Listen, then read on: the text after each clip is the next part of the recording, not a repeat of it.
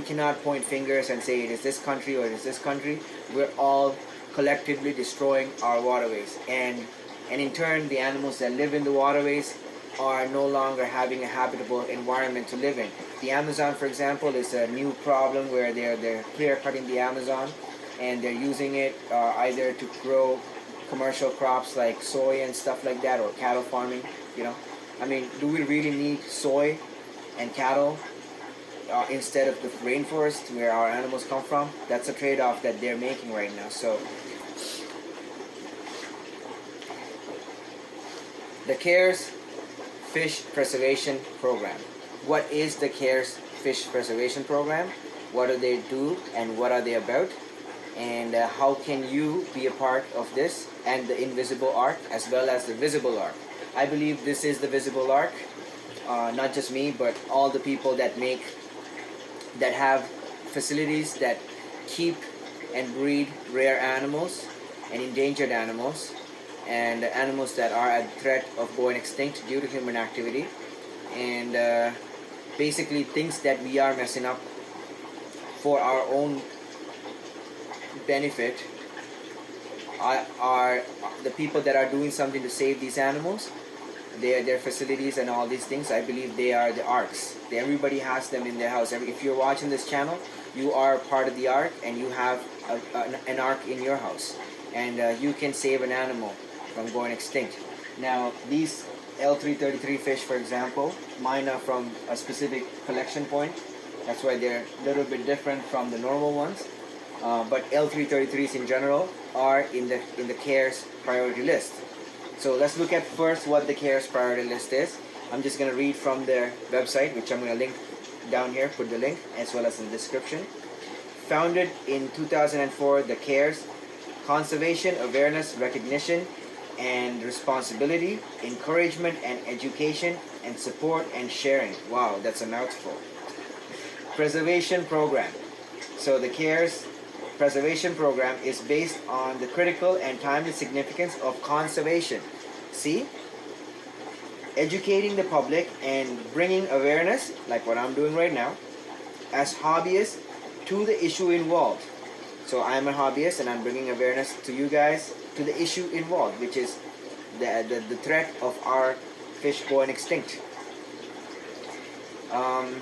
Public recognition of members, so people that are part of it. Our responsibilities as fish keepers, each individual person that has aquariums.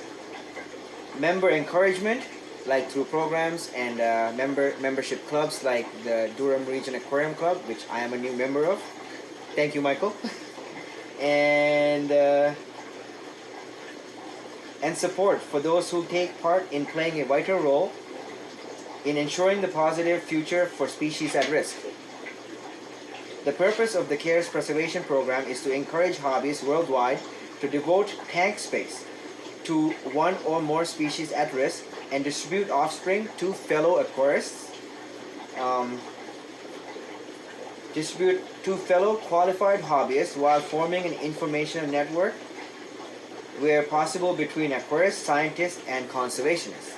So basically, the CARES Preservation Program is a bridge between scientists, conservationists, hobbyists, and breeders, and member programs and clubs. So basically what they're trying to do is make it aware to us that there is a problem, and they have scientists that assess various situations and they publish the list. The list has not been updated in about 8 years, so a lot more animals should be on it. We will also look at that in a few seconds.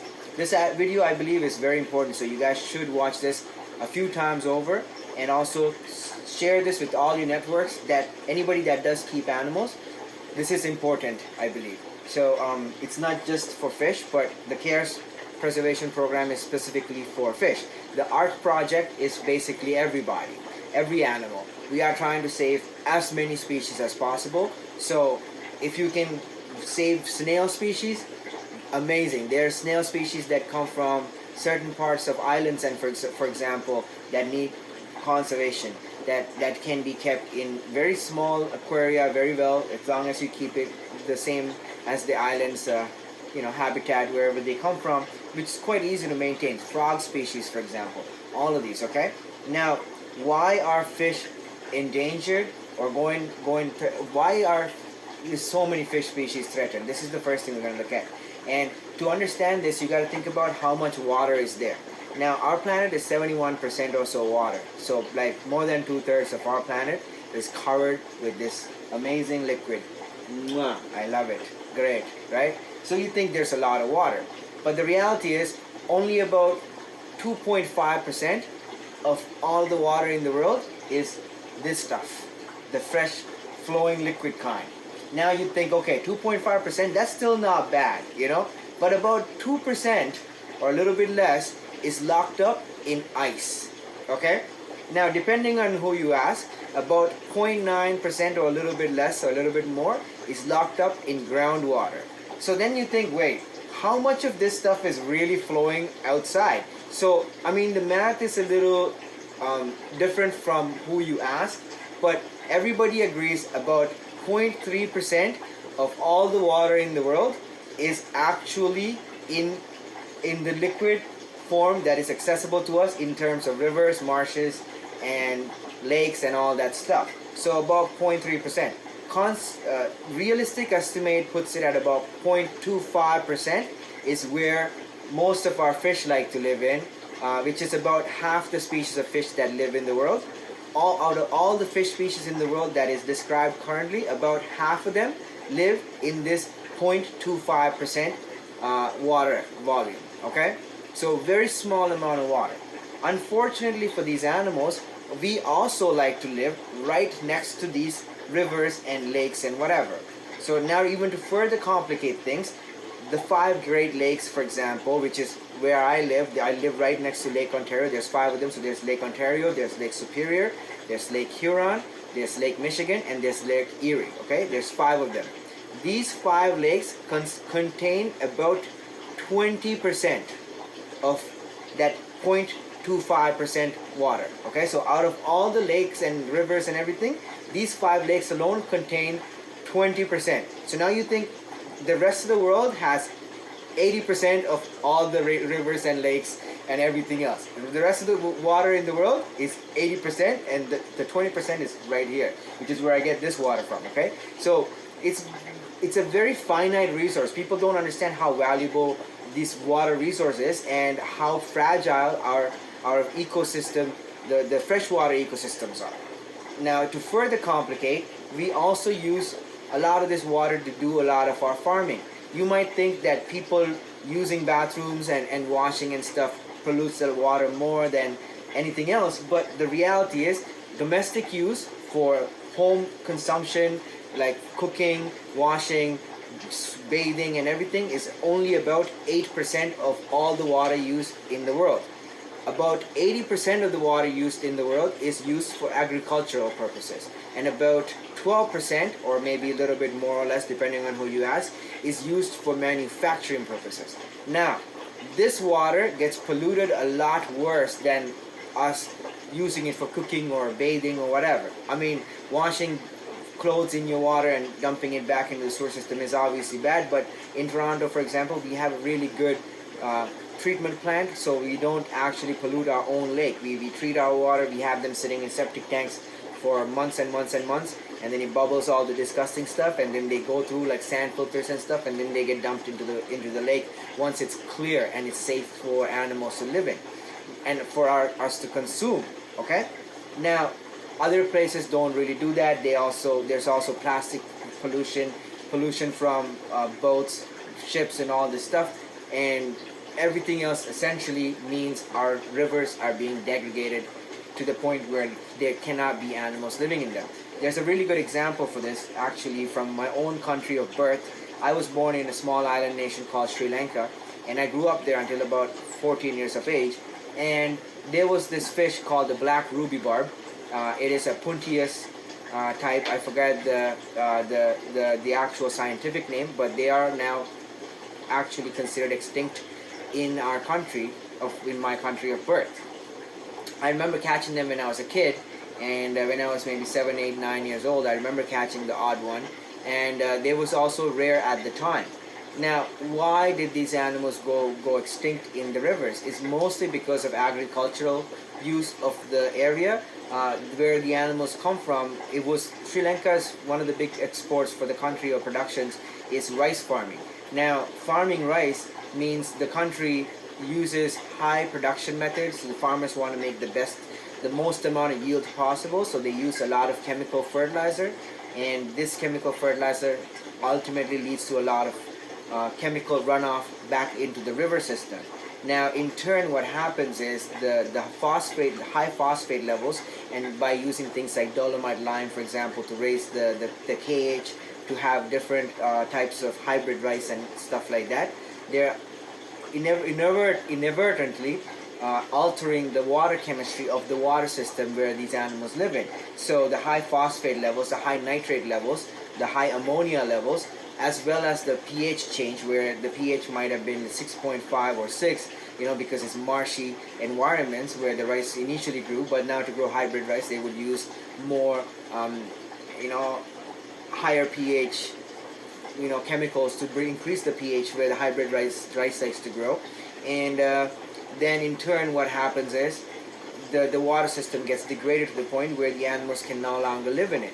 So you can blame the pet trade all you want. The real culprit is the farming industry, really, and agriculture is the one to blame for the most degradation of resources, the water resources, and secondarily, the second main thing is, I think, industry. So companies that use water to make stuff and then dump the water back without treating it, and then all across the world this type of stuff happens. It's less in countries like Canada because we do have a little bit more stricter environmental protection laws, but at the same time it is still a problem even for us. So we cannot point fingers and say it is this country or it is this country. We're all collectively destroying our waterways, and in turn the animals that live in the waterways are no longer having a habitable environment to live in. The Amazon, for example, is a new problem where they're clear cutting the Amazon, and they're using it either to grow commercial crops like soy and stuff like that, or cattle farming. I mean, do we really need soy and cattle instead of the rainforest where our animals come from? That's a trade-off that they're making right now. So there's not a lot we as a human beings, individuals, can do at this situation except to save the animals that do come from a lot of these systems. So depending on what your circumstance is and how your water is, especially if you have hard water, for example, you can save a lot of the animals that come from Lake Victoria, for example. I mean, Lake Victoria needs your help. This lake is named after one of the great queens of our history, and it needs our help because invasive species and fishing and introduced species like the perch and tilapia and stuff like that, they're clearly eating out all the native species. So a lot of the species of fish that come from Lake Victoria are already extinct or critically endangered in the lake. So the only ones that are alive in the world are the ones that are in people's aquariums. So you definitely can help. And there's some magnificent fish that come from Lake Victoria. If I had a bit more harder water, I would keep so many of these. And when I do have a larger facility, I will dedicate an entire room, God willing, for Lake Victoria species, because they need our help. And they're of species of types of fish that can be bred quite successfully in the right types of water quite easily, and they're quite colorful, and you can keep groups of them, and they're quite interesting to watch, and they breed quite prolifically, and people will pay top dollar for these animals because they're quite rare, and they are essentially, a lot of them are extinct technically in the wild. So I mean, it is what it is. I was watching a documentary about Lake Victoria recently, and even the introduced fish species are now they're reducing in numbers because of ore collection for the food for the people. That's all they have. So you can't expect these people to decide to save a species when they have nothing else to eat. So this is a real problem our species as a collective is facing, and overpopulation is a real threat to us as well as all the other animals that live in our care. So I mean, I'm choosing at this moment not to reproduce. I might have one child. I do want to have children, but I definitely would want to adopt some children if I have a partner that is willing to do that with me. in the future, I would definitely want to do that instead of having my own children, because any child is a child that can grow up to be a functioning adult, and that's what I want to leave behind, is not my genetic imprint, but my knowledge and other functioning adults that can take on the duties and responsibilities that I have when I can't take on these responsibilities. So that's why I essentially want to make these videos, and I think that's one of the main goals of my channel, and that's why I want to help you guys breed your animals. I mean, when people ask me why I teach them all the secrets about breeding zebra plecos, me and Dr. Thomas talk about this all the time. We want you guys to breed them so that they are like guppies.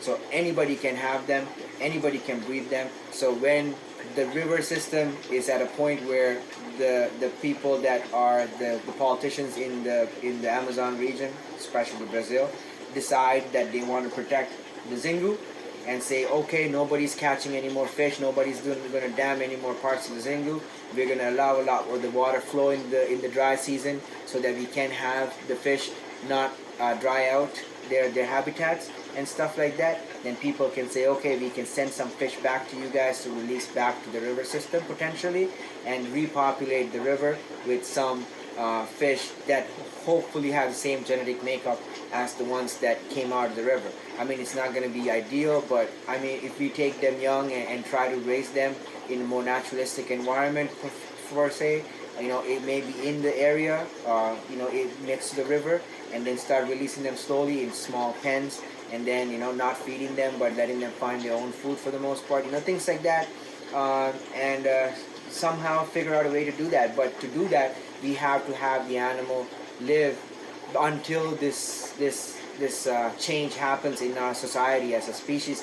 We all decide that we are going to be more environmentally conscious, and that's why I think programs like the CARES Species Act is important, and I think the CARES priority list needs to be updated, and I believe that they need to get more people involved, and I think that's why you guys come into place, and your contributions as members or as contributing members of keeping these animals is important. So one of the things you can do really is to keep your species pure, your lines pure. For example, I have these 8 fish that are from a specific collection point, these Hypensis 333s, which are on the CARES list, by the way, and I have to keep these from mixing with any of the other fish, and all their offspring from mixing with other fish. So I have to take great care in that, and make sure I distribute some of these to other people. I did give some of my L101A red lizard catfish to a friend. I mean, I gave it to him for really cheap. I got some from Michael, who is a member at the Durham Regional Aquarium Society, who is that club is also a CARES affiliate club, and he got me to join the club recently, so I'm a member now, a new member, and so thank you, Michael, for doing that, and I'm really excited because I feel like I'm doing my part, and I want you guys to join in with me in this amazing journey.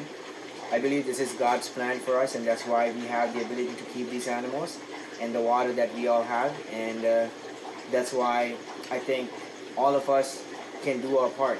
And I believe, so I'm sorry, I'm looking at my fish, and I'm pretty happy about them, and I'm pretty grateful that I have them, and I have the ability to do what I'm doing, and I'm grateful for you guys and all your contributions, and everybody that's keeping these amazing animals. Thank you so much, and welcome to the ARC project.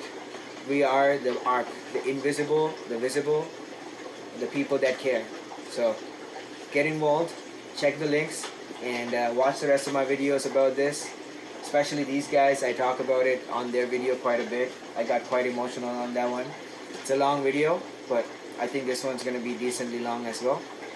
I'll do more of these coming up, so thank you so much for your love and support thus far. Channel's growing really fast, and let's go along this journey. I love you all. God bless you.